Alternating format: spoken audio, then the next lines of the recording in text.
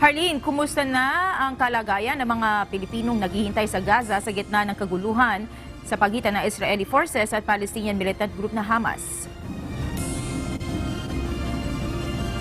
Monica, aminado nga yung Department of Foreign Affairs o DFA na limitado yung supply ng pagkain, tubig at kuryente ng mga Pilipinong naghihintay na makatawid sa border mula Gaza papuntang Egypt. Kaya nga umaasa sila na mabubuksan na ang Rafah crossing sa lalong madaling panahon.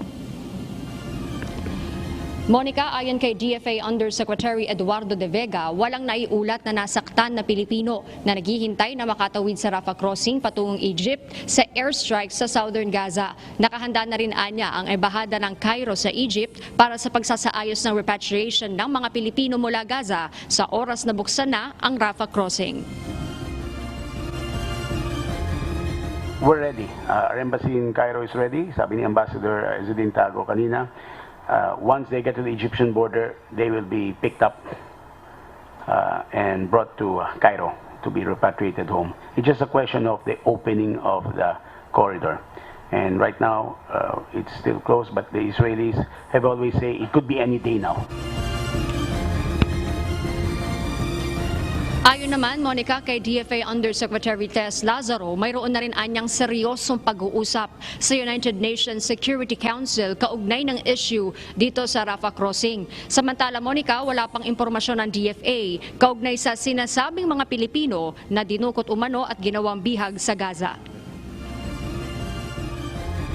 There's always the possibility that the three of them have been abducted. We don't have the information. One of them has an Israeli passport. That much we know.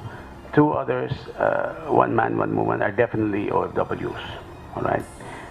We don't want to say that they're abducted. We have no confirmation. Wala pa namang pahayag ang DFA kaugnay ng naiulat na pagbomba ng ospital at civilian infrastructure sa Gaza.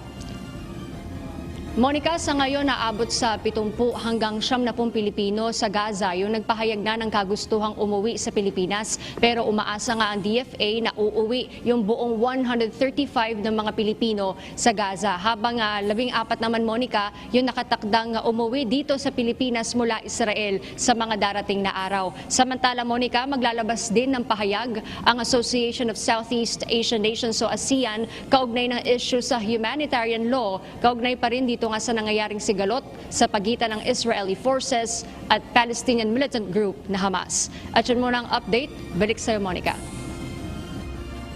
Maraming salamat, Harleen Delgado, live na nag-uulat mula sa Pasay City.